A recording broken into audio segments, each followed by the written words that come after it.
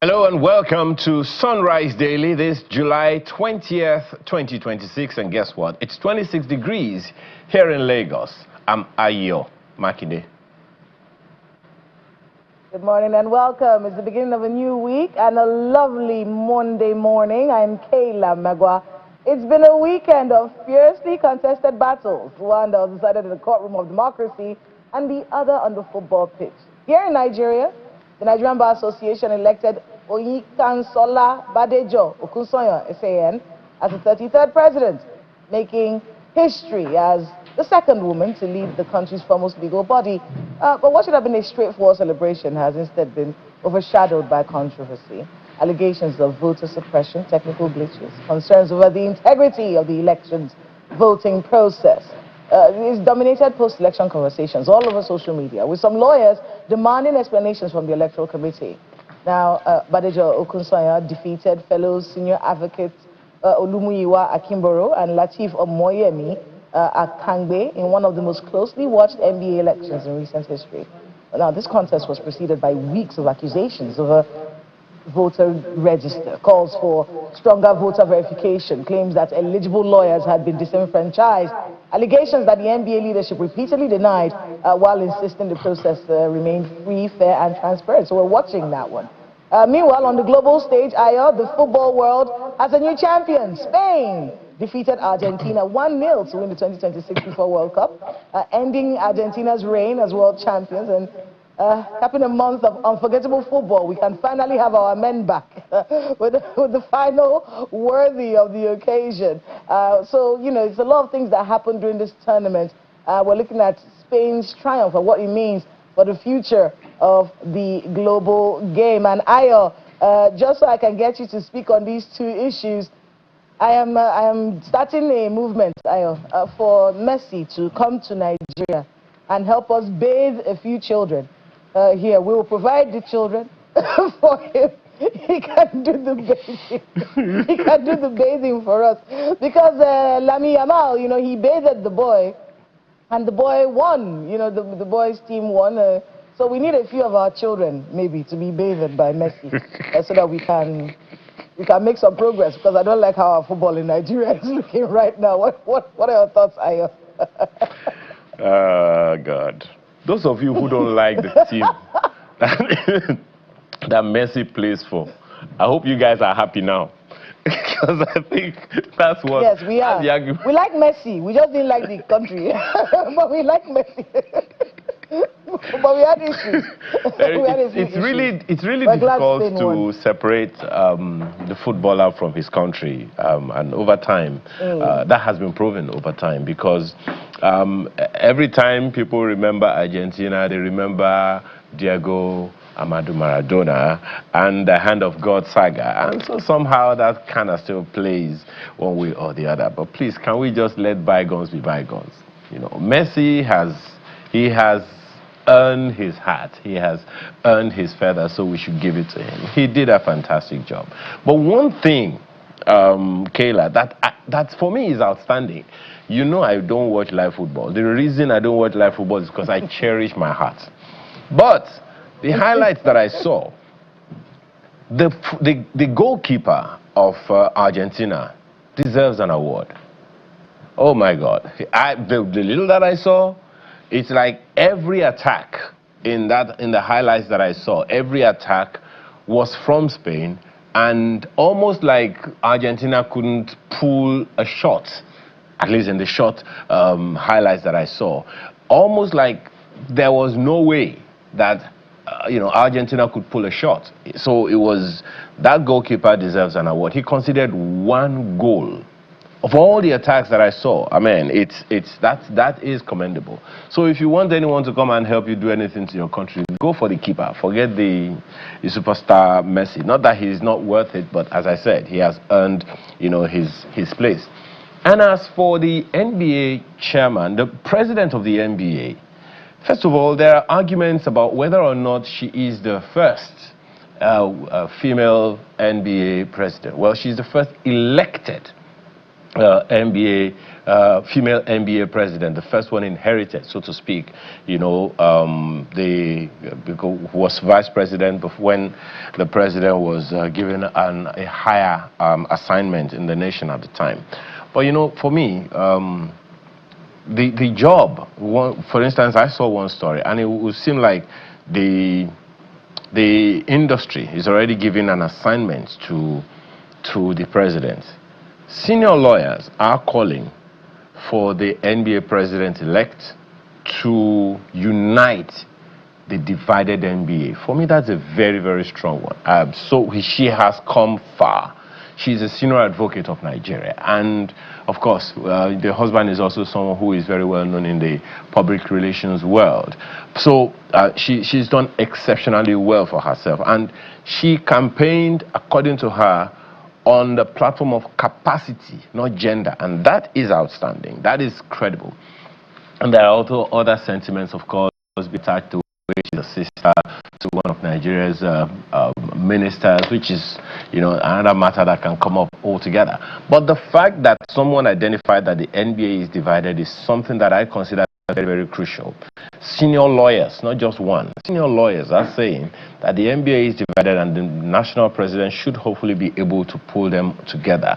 Maybe it's a good time for us to begin to ask that question. And the reason I am saying that, perhaps, you know, hopefully we should interview her within this week or next week as well. Because for someone to say that, for some lawyers to be saying that, it means that there are issues within the NBA. And you have also raised some of it. It's not the first time we'll be having allegations of electoral disjoints or whatever in the NBA. It's not the first time. It's happened several times. But one cannot deny the process that goes into it as being as good as it is.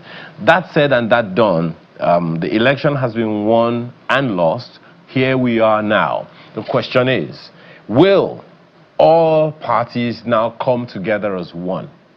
Has there been a congratulatory extension from those who didn't win to the now elected NBA president, the president-elect, to say, congratulations, you ran a good campaign, you won a good election, and then we are all going to work together as well as one, and all of that. So those issues are there.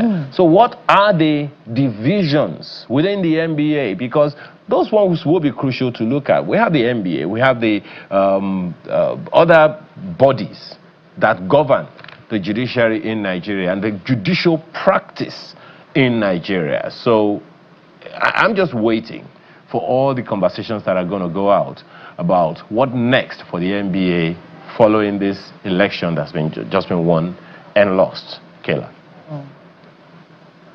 Yes, indeed. Well, while they try to unpack that, we have to go into our main conversation of the day.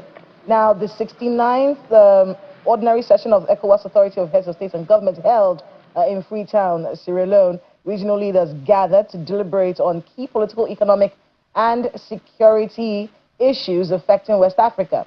Now, of course, one of the things that we know that happened is that Senegal's Diomaye Faye has emerged as the new ECOWAS chairman, succeeding Sierra Leone's Madabio. Well, at that particular event, Vice President Kashim Shettima brought up an issue that a lot of us have been worried about, something that we've been looking at and wondering, what is going to happen about this? It has happened before, it keeps happening, and some kind of diplomatic solution, but it's never a solution. And I'm talking about the xenophobic attacks on Africans, not just Nigerians, on Africans in South Africa.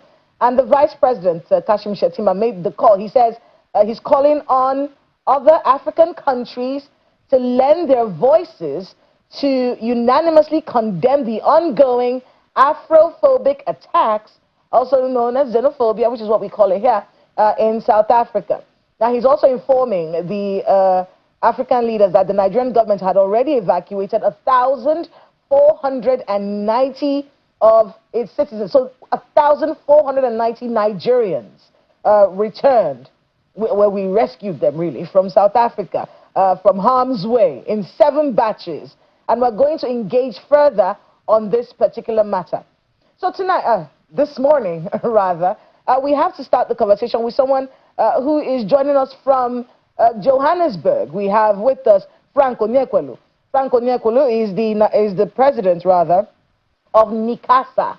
And NICASA stands for the Nigerian Citizens Association in South Africa. Mr. Onyekwelu, thank you so much for being with us on the program. Thank you so much for having me. Good morning, and good morning to all the viewers. How are you doing? How are you? How are the other Nigerians that are still there? I'm doing good. We are all good. We are still here, and we are safe by God's grace.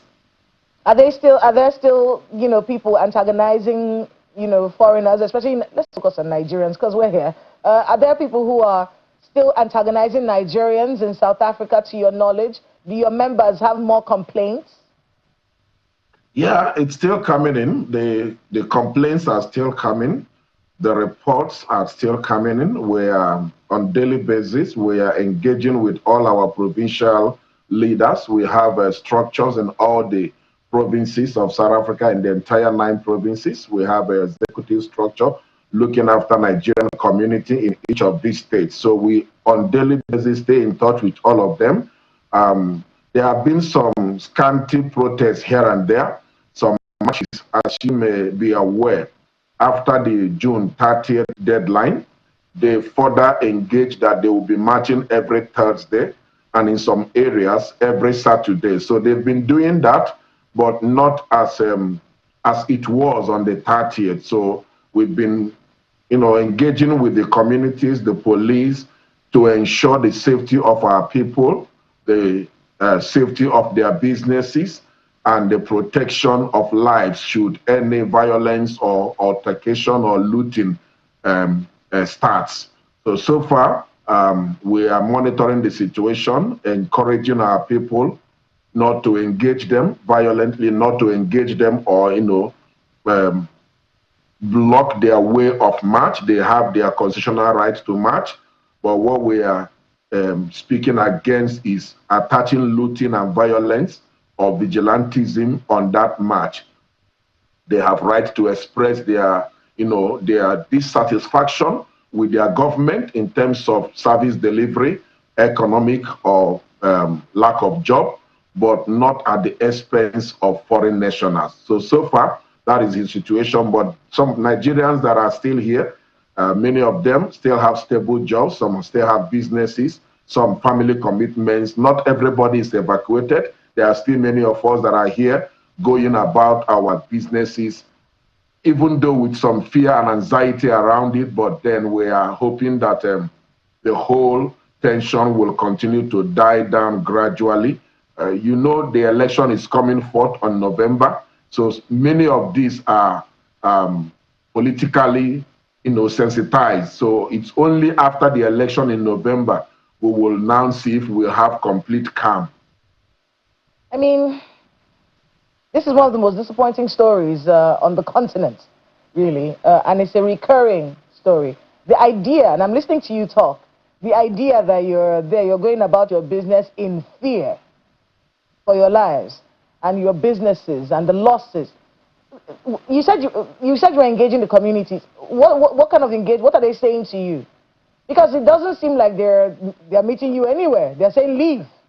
So what kind of engagements are you having with the community? We are still having dialogue that with who? Foreigners, with the communities and some of these groups that are marching. Even though they are very adamant, they are fighting for South Africa. They say they are fighting for their jobs, for their well-being. All foreigners must leave their country. They are not missing words with that. However, we are aware of the current meeting going on in AU. We are waiting to hear how this is going to be handled from there. But then, it's difficult. There are some of us there's many Nigerians that have legitimate businesses, family ties, legal work that they are doing, fully employed, with all documentations in right place. It is not easy for them to pack up and leave just at once. So, Mr. Onyekano, from the government side of things, from law enforcement and from the government of South Africa, do you get the sense that they care about your safety? From what they say on the television, they announce, but what we see on the local ground is different. The people on the local ground are not obeying the instructions given.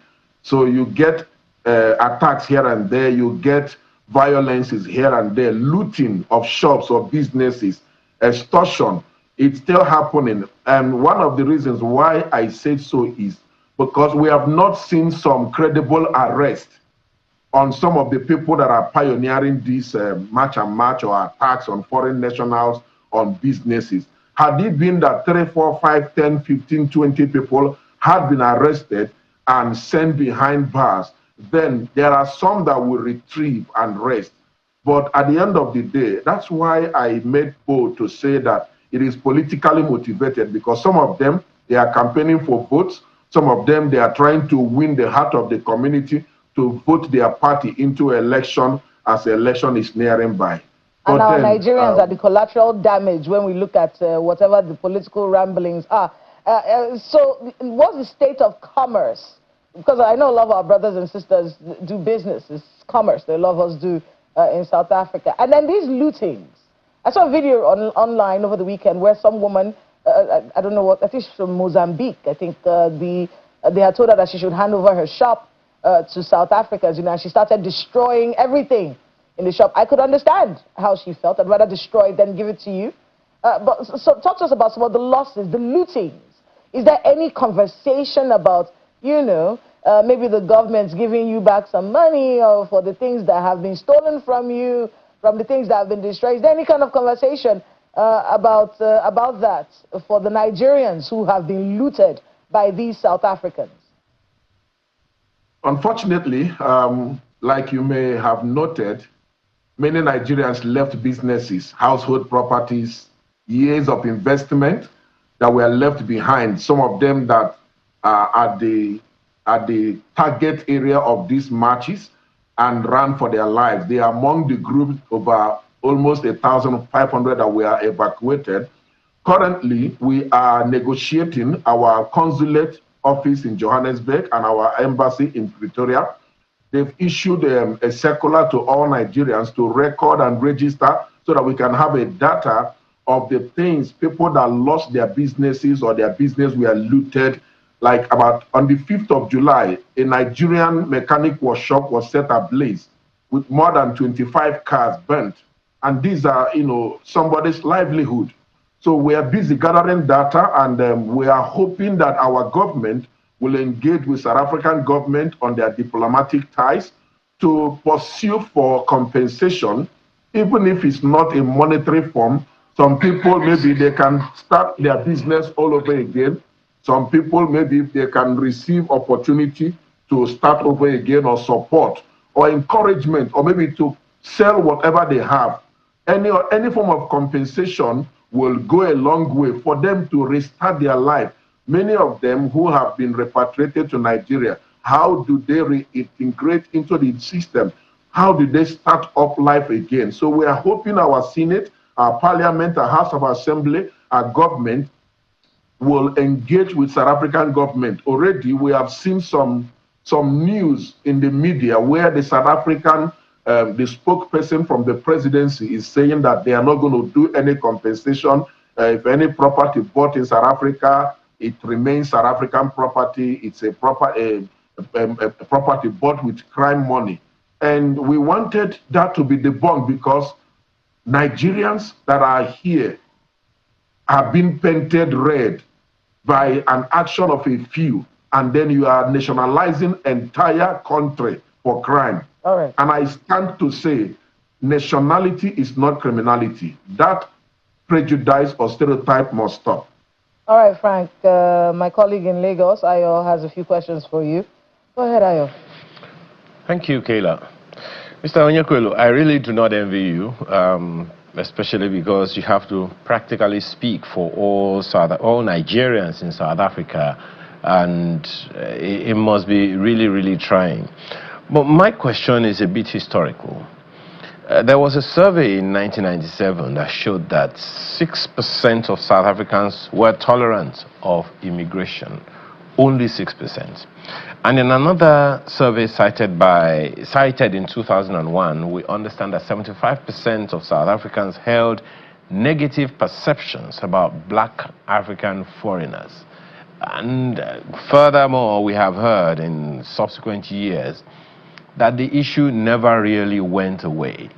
And in your interface with South Africans, can you confirm that this is true? And if it is true, we have been pointing to the president of South Africa. Is there anything the parliament in South Africa are also saying about these issues? Okay, thank you so much for bringing that. Like you rightly said, it's been a long-standing issue. The statistics cannot lie.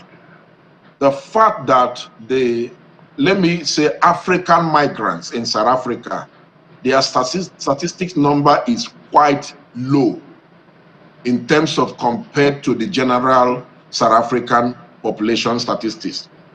And in this, call it 2.something% in statistics of African migrants, many of them are self-employed. They create their own job. They open their own businesses like salon, hair salon, barbing salon, plumbing job, mechanic job. Only a handful of few are into the professional system, and which I can tell you categorically, it's been dominated by Nigerians. You have many Nigerian doctors in many of the hospitals in South Africa, both government and private. You have many of Nigerian lawyers in all the legal systems across the country. You have Nigerian nurses and midwives, Nigerian students, then businessmen and women in their legit business. And they are doing all these things, contributing to the economy. We do not understand till today why foreign nationals, especially African blacks, are being blamed for this. Now, it may interest you to know the other foreigners, like from the Western world or Europe, are not being blamed. They are not being matched against.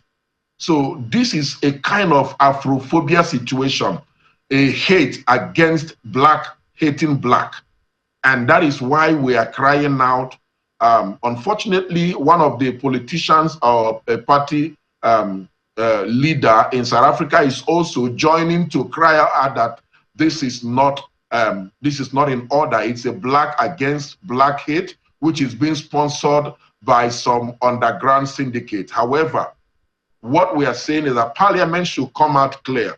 The government of South Africa should make it very boldly clear and handle these diplomatic situations based on economic issue challenges and then service delivery. I think these are the cry of the people. And if our governments, both on South Africa and other African countries, can step up to reach out to the communities they govern and bring service delivery, good governance, developments and infrastructure, I think a lot will be done much, much better for Africans. What would you say is the current state of affairs now economically in South Africa? There are reports that the exit or exodus of many Nigerians, we understand NEMAC says they have brought back like 1,500 Nigerians already, and a good number of other nationals, Mozambicans, Somalians, have been said to have left the country. We are reading reports that the streets are now quiet. Businesses that supported, nano and micro businesses that supported the economy of South Africans, they have all been shut. No one is coming to the streets are quiet, the markets are shut and all of that. Can you confirm that? What's the current state? How would you say South Africans, not the government, how would you say that South Africans are feeling anything at all? Or do they feel respite? Do they feel relief? Or are they actually feeling the loss of these services that Nigerians and other nationals provided for them? The truth on the ground is that the reality is now catching up with them. One thing is to march and say foreigners must go. Another thing is to face the consequence and the repercussion of that. Now businesses are going down. Many shops have been closed. It's not affecting even the locals. Over the time, we've had some locals in some of the suburbs, begging on foreigners, please come back, open your shops, because now they struggle to have some of the goods they buy at ease or at a cheaper rate. They are struggling to get in, and they have to travel miles or go to some supermarkets to purchase these things. And then some of the businesses in the communities, in the city, in the CBD are shut down. So the effect is creeping in now, and it's affecting the economy. There's less flow of cash in the transport department. The buses are empty. You get to the taxi park, a lot of buses are parked because some of these businesses are being patronized by the foreigners that are going to their daily activities. So it's really, it's really bad. It's really bad. I have to say that. Businesses are down. Many people are struggling to pay their bills because they have been staying indoors, no business, no money coming in. They are living on whatever they've saved. And the ones that have gone back, nobody is replacing their businesses. And this is what we have been complaining. You are chasing some foreigners away from their shop, and you are not coming in to render that service or bring that service delivery to the community. Now the entire community is being affected. People that are going to their work, the other South Africans that are not part of this are now being affected. So it's really the challenge is creeping in, and it's not good at all. Now, can you say that this is a cross-national situation, or is just some areas of South Africa that are affected by this current situation you're talking about? It's not a cross-national thing, but you know that the March, they are moving from one province to another. And to any province they moved in, then they begins to exert this kind of situation. And after they've done that, the repercussion takes in. So recently we have seen some state, provincial leaders or mayors or governors, as I can call it, they are now making an announcement. They don't want a march and march group here. They don't want this protest here. They have been living peacefully with their foreign communities, and they don't want somebody coming to stir up agitation or violence or planting division within them. So there have been some resistance from some of them in some provinces. As much as there have been some skyrocketing of attacks on foreign nationals in some provinces where mostly the locals are dwelling. One last question from me, Mr. Nyokwelu. We hear that some of the partners in the March and March protests and all of them, that the reality you spoke about just now is dawning on some of them as well, and they are beginning to capitulate. One or two of them are beginning to distance themselves. Who championed the cause are beginning to distance themselves from the consequences of the protests that they championed. Is that something you can confirm? Yes, it's true. Some of them are now retaliating and speaking to the community that they've seen the repercussion, they've seen the after effect. And the problem is that they've made some of this call, and it's easy to set a house on fire, but it's not easy to quench the fire. Some of the locals are already going with that mentality that the foreign nationals are their problem. They are the reasons they are not getting jobs. They are the reason the economy is going down. They are the reasons that money is not flowing within their communities or locals. They are the reason they are not getting married, because the accusation is many. They are taking their women, they are taking their jobs, they are taking their money, they are everywhere. So now it's difficult to change that mentality that you've already sold to them, even though one or two of them have come in the public media to say, no, we were wrong with what we said, we can coexist, we can co-live, but then the damage is already done. Many bilateral agreements or relations have been stained, and which need to be strengthened on a government-to-government level.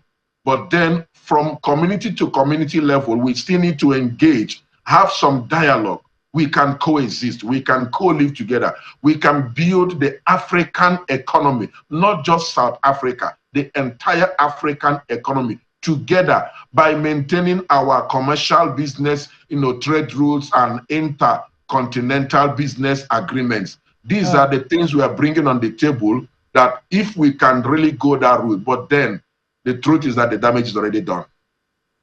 All right, well, we do have to wrap up there, Mr. Frank Onyekwelu. Just some comfort, the fact that the Vice President spoke up about this at the 69th Ordinary Session of the ECOWAS Community of West African States Authority of Heads of State and Government meeting, which happened in Freetown, where he represented President Bola Ahmed Tinubu. He's calling for all African countries to come together and raise their voices against this Afrophobia. And I did hear you when you talked about the spokesperson of the president and what he's saying about compensation for the lootings that have happened to Nigerians. And I'm sure he heard that. I want to be clear, you're referring to Mr. Demola Oshodi, I think, right? No, I'm talking about of the South African person. Oh, you're talking about the South African person. All right, all right. But then, of course, they're not going to compensate at all. So the South African government said they're not going to compensate at all. I see. Okay. So that's something that Mr. Demola Oshodi and everyone who's concerned in this matter, the Ministry of Foreign Affairs, the Nigerians in Diaspora Commission, all of these agencies really have to now look into that bit of it, because that's the next step. But we do have to thank you so much, Mr. Frank Onyekwelu, President of the Nigeria Citizens Association in South Africa. Thanks again, and please stay safe. Thank you so much. I will try my best. And please, may I use the opportunity to thank the government of Nigeria for their intervention in the evacuation, and also continue to plead for the good citizens. There are still many people here that wants to maybe come back. If there is opportunity for individuals or some NGOs to help, please reach out to us. We still have received calls of many people that wants to come back. As much as we are thanking our government, we continue to pray for safety and the dignity, safety of all Nigerians residents in South Africa, and praying that government to government will reach at a conclusion not to nationalize crime. Nigerians are contributing and they are law-abiding here in South Africa. Thank you so much for having me this morning. And our greetings to all of our brothers and sisters in South Africa. They were here. Thank you. All right, we're going on a short break. When we come back, we'll be shifting gears. We've got a guest in the Lagos studio who is not very happy about the concept of reforming the NYSC. We'll find out what he means. And then, of course, talking about the Chief of Staff to the President, Mr. Femi Gbajabiamila, and the PFPIC saga. All that coming up after this break, so please stay with us. We'll be right back.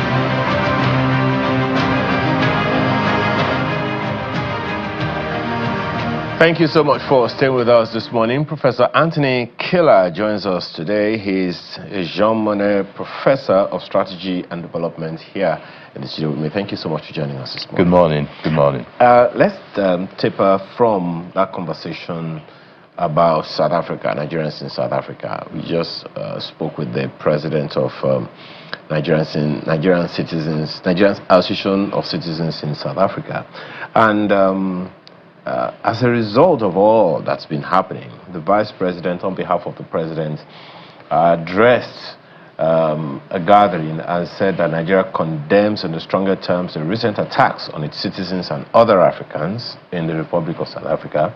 As already stated by His Excellency, the President of Ghana, ECOWAS should present a united voice in the condemnation and table the matter before the next session of the Authority of Heads of State and Government of the African Union. To be honest, I've been wondering, wait, how is it difficult to just at least do this so that Africans will always be for Africa, and as opposed to this internal fighting that comes up from time to time?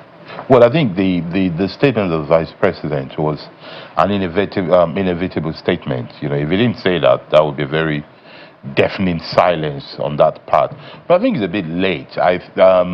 You know, maybe never too late, but just a bit late, because they could have done this way before now. I think the government of South Africa has been totally absent, sometimes can be suspected of colluding with this thing, because we've seen some clips where police officers were behind the people violently attacking foreign nationals in South Africa. That is an unacceptable thing.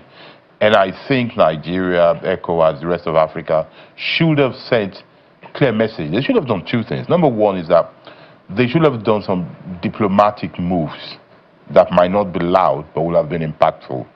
The other is that they should have done something that are impactful, that are visible and impactful as well, including a call like this. I think we should have had a headline saying Nigerian president called South Africa on the phone. We should have heard that weeks ago. We should have heard the head of AU call South Africa weeks ago. That should have been in the news to call them to account. I suspect this is not happening either because African leaders lack the vision or they lack the muscle. I suspect that South Africa is untouchable for them. And South Africa, the country, is untouchable for fellow African countries at the level of government. But I think the South African government itself... Why is that? Well, because they're too powerful, they're richer, they're more stable. Other countries are dealing with issues that does not give them the gravitas to call them to order. You know, if this was another country, a smaller country like Mali, you know, they were threatening to suspend them. You know, there seems to be no real currency to spend against South Africa. So other countries are weak than South Africa. They need South Africa more, and that's a problem. So it needs to be looked at. But the South African government itself appears not to be in charge, either because the election, either because they're colluding, either because they're worried that this will happen. You know, this is what we're seeing is fascism. Fascism is not just about taking over government. The fascism we know tends to be a post-1932 fascism, but the fascism on the rise of fascism to power was when the mobs took over the streets. It is not just xenophobia. This is government losing its own authority. So, you know, South Africa is in trouble too. They're just not seeing it. Well, there is South Africa, then there are South Africans. Yes. And we understand that almost 30 years ago, a survey indicated that South Africans have almost always not liked, you know, other foreign nationals on their turf. And it would seem like the president, the government over the years have been aware of these things, but have been generally silent. Well, they've been silent about it because it didn't touch it, it didn't explode. It's a very bad mentality of developing countries. We don't deal with sequence, we deal with consequence. That survey you talk about is something that should have been held seriously. The government of South Africa should have done something about it. African governments should have called about it. And I dare say African immigrants going there should have thought about it as well. I think part of the mistake we make is that nobody thought about branding South Africa as a dangerous place to be. Whereas the data indicated that, you know, it should have been stated. I think South Africans, black South Africans, to me, appeared like victims of people who have been bullied and now turning to bully themselves. You know, in a way, Mandela is in prison again.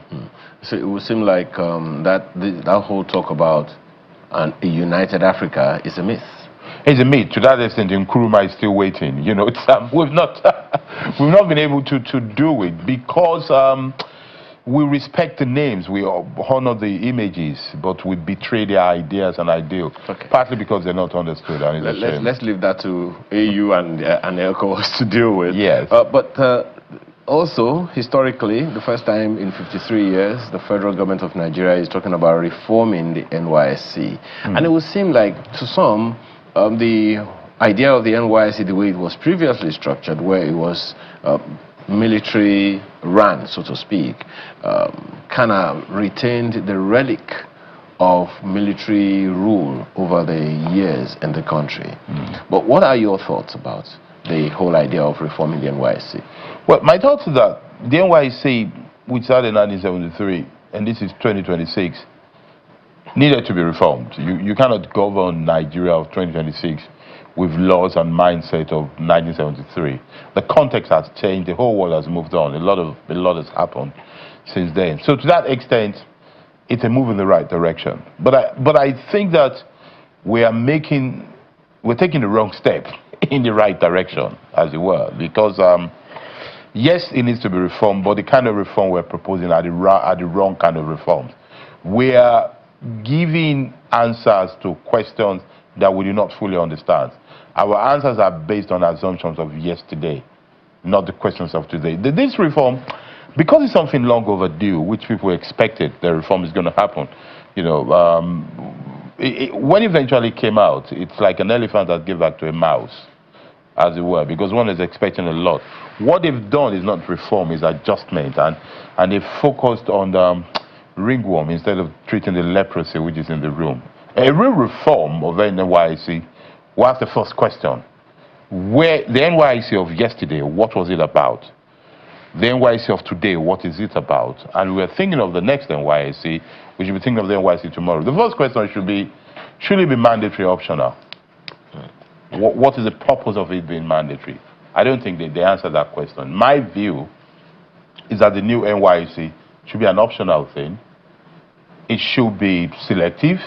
It should be something that people want to go there. People who are there go because they want to go. So we leave compulsion and we gain commitment to the NYC. And the people come out there learning some very practical things. Not things that universities should have taught them. They should, you know, people are against the military. I think they should learn military skills. They should learn self-defense, civic education. It should be a place that treats you for civic leadership. That's what the new NYC should be. You have your degree already. I think one of the errors of this reform is that it's treating the graduates as if there's some untrained, clueless people. You know, the infantilization of graduates. It's total nonsense. But you know, there are those who would argue, you're in the academia, so you would understand. There are those who would argue that to a large extent, a host of, in fact, a former Minister of Education at some point former Minister of Labor and Employment said at one point, that's Dr. Chris Ngige, that Nigerian graduates were unemployable. A host of them were unemployable. Yeah. So to that extent, one would imagine that one of the objectives of the NYSC, which was entrepreneurial, to learn entrepreneurial skills. Yeah. Another objective at the time was to give opportunity to those who want white-collar jobs, because you will serve in an organization, and done serving there, you have an option or a chance of being retained in that organization, and that's happened to a number of people. So to the issue that you raised about, you know, the objective and all of that, if we were to revamp that, perhaps the issue really is, according to some other pundits, that the original idea was never really fully executed. For instance, the entrepreneurial skills, for instance, they never really saw the light of day, such that as soon as you're done with NYSC, you still want to go look for a job, as opposed to setting up a business. I think two things need to be said about that. Number one is this. NYSC should not be treated as a remedial class. If you think university are producing unemployable graduates, if they're producing unfinished products, if they're producing bad products, go and reform the university. How can you redeem what was not able to be done, or what was destroyed in 4 years or 3 years, 5 years degree? How do you want to redeem it in 6 weeks? You know, that's the kind of unrealistic targets we set ourselves. It doesn't make sense. If universities are not producing good products, go and reform the new university. Then allow me to say something that might seem strange or unpopular to some people. Nigeria is one country. Nigerians are one people that do not need to be inspired to be entrepreneurs. By default, by our culture, I almost say DNA, Nigerians are entrepreneurs. Most people have one thing they're doing by the side. Every Nigerian wants to sell you something. They have one idea. Sell them to buy you something, they put something on the price, you know, and for them that is business. Most people do not sell you something at the flat rate. You have to negotiate. We don't need to be inspired. If you need anything to teach Nigerians, maybe it's how to write business plans and things like that. So this quest for saying we want to create entrepreneurs who can create jobs, it's not nonsense. The country needs people who can do vocational things. We need technical people. We need carpenters and cameramen. We need people, we need dentists. We need people who understand the arts and skills. That is what we lack, not entrepreneurs. You said the people are not employable, so you want them to turn to entrepreneurs. So they can't be employed. They will now go and employ unemployable people like that. It doesn't make sense. We're not getting it. And there is another aspect of this NYSC that I think is important to mention. The people proposing this reform did not look at the reality of today. The NYC of today, and I want our viewers to very truthfully look at themselves and look at the person next to them. The NYC of today, most people get that letter, or before they even get the letter, for their children, for themselves, for their wards. The instinct is to look for a preferred state to serve, a preferred sector, a preferred organization. We look at that thing and everybody thinks they're sorting out their own children or their ward or themselves. But what we do not realize is that we're creating a system where a paradox, a dangerous paradox, a very toxic paradox, wherein a service that is created to foster service, civic sense, is exposing people to learn to game the system. Because the first thing graduates learn when they get into NYC is that connection matters. Who do we beg? Who do we bribe? How do we manipulate the system to get what we want? That is a wrong thing. Those are the kind of things NYC should be addressing. Well, the way to do that is not to force people to do it.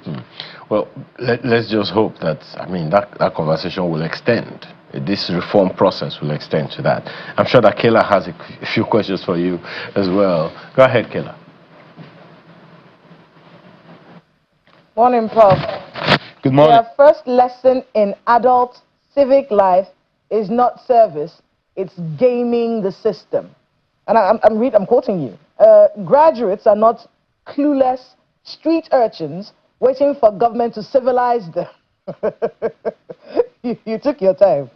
You took your time to put this together. Waiting for government to civilize them. Higher education should have already equipped them with intellectual discipline and professional competence. So yeah, right, reforms, okay, but step wrong. That's basically what I'm getting from your write-up on this particular matter. What should the government be doing instead? Well, I think the government should be rethinking it. The first thing government should be doing is, government should realize that there are two NYC we are dealing with. There is the NYC we inherited, there is the NYC we're operating, then there is the NYC of the future, which is the one Nigeria needs. The way NYC, government needs to understand those three different NYC. The NYC we inherited was necessary, but it is gone. Only museums should be keeping things of the past. An agency, an institution should not be keeping things of the past. That NYC is gone. The NYC of today is an NYC that forces people to go to where they do not want to go to. It's an NYC that has to deal with security, has to deal with preparedness for job. We should think of NYC of tomorrow. Government should think, let us make an NYC that will take people who want to go, and because they've come to serve, they will truly serve. They will A, be there voluntarily. There will be no consequence if they don't come and do it. Number two, when they're there, they will learn to do things that will help their communities. They will learn during that NYC to, for example, start a project and finish it. Something that will impact the community. It should be a place where you're preparing leaders of tomorrow in the real sense, where they learn things about civic things, about project management, self-defense. I insist, let them keep some military things there. Maybe anybody who does NYC should learn to manage a gun while they're there. They should have the discipline of it. They should be able to go back and teach their environment and their communities how to be clean and how to be fit. Then they then go back to the degree they earned. The preparation for the world of work, of entrepreneurship, of technical things is done in those 4 years in the higher institutions, not for a 6-week remedial class. And let them leave the khaki. I can talk about Adire because I wear it more than most people. And I can tell you that it is not fit for NYC. The khaki is functional and is distinct. Maybe they should even let people in the House of Assembly be wearing it. I propose another reform. All the dressing allowance for members of government should change. Let them dress like NYC people. Let them wear khakis. So we save a lot of money. Yeah, that would be something. That would be something to behold. That's something to look forward to. All right, so let's shift gears a little bit. We also wanted to get your thoughts on the Chief of Staff to the President, Mr. Femi Gbajabiamila, and this PF-PIC saga. It's in court. But like last week, we had Mr. Laolo Akonde here on the program, and he was saying that the Chief of Staff, they said the decent thing for him to do would be to step aside while an investigation is going on. Since the President has called for an investigation, step aside, the decent thing to do. I argued that if we keep asking people to step aside because someone's long murdered them, we're creating an economy. We're creating a situation where if Professor Kila's political enemies just need him out of office, they will just say, Professor Kila has done this and this and this, then they will have to say, no, step aside, which was the point in the first place. How do we ensure that political enemies do not take advantage of this need for people to step aside when something is going wrong? But there are many people who are very passionate about this and saying, look, this scandal is strong enough for you to leave for a little bit. It affects the reputation of the president, who is trying to gain the trust of Nigerians for 2027. And then the idea that this even happened in the first place just confuses me generally. So talk to us a bit about what your thinking is on this PFPIC saga. Well, I think overall, this scandal, this problem, is a rather complex thing. But when we have public discourse, we need to learn to simplify things without trivializing them. So here's what we need to do. I think we need to segment the whole problem into two categories. There is the institutional scandal problem, then there's the personal responsibility. The institutional issue is that an individual or a group of people have gamed the system. They have set up an agency which the government that is in charge of creating and funding agencies says does not exist. That is a big national problem. The other side of the national problem is, how did they do it? And I want our viewers to look at themselves. If any one of you at home got a letter today saying you've been appointed DG of an agency or GM of any government company, if you're not part of government, you don't know what to do next. You probably just wait there saying, okay, what happens?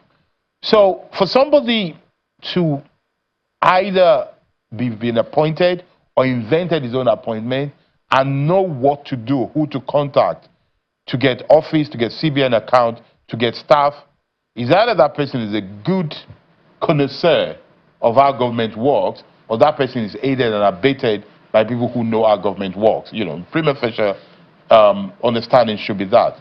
That is the national issue. The second issue, the personal side, is we need to understand how this thing was able to happen, who was involved, and what responsibility they have. And that should be something that should be of national interest. Because when this thing can happen, we need to think of it like a rat. It's difficult to imagine that if you see a rat in your house, chances are there are more than one. They don't move alone. So you need to really investigate. You need to get to a level of proper fumigation to see what is going on. The calls for the Chief of Staff to resign is not surprising at all. It's not surprising because commonsensically, people would think that if he's a suspect in this crime, he should be sitting on his seat. Some people will say that because they think he might jeopardize, he might contaminate the investigation using his power. Some people might want to spite him just to get rid of him. The political other side, the opposition, of course, will want to make this big and say he should go because their interest is to embarrass government of the day. So it is understandable. But it's the duty of the government of the day to ensure that these things do not happen. If I were in the presidency, what I'll be saying is this: the presidency should be clearer and more impactful. It's either the presidency comes out to say, based on the information we have, we do not think the Chief of Staff should go. We're starting an investigation, but we do not think he's so implicated, nor do we think he can contaminate affairs. So therefore, he should stay. Or otherwise, we should just say, we're giving the investigation 30 days, and to avoid any form of collusion, we ask the Chief of Staff to set aside. That is the way to behave. You cannot be in the middle of this kind of thing. Okay. Well, I guess the government has it. But there's one thing I would love to take you up on that very, very quickly before you go. But just one quick message first.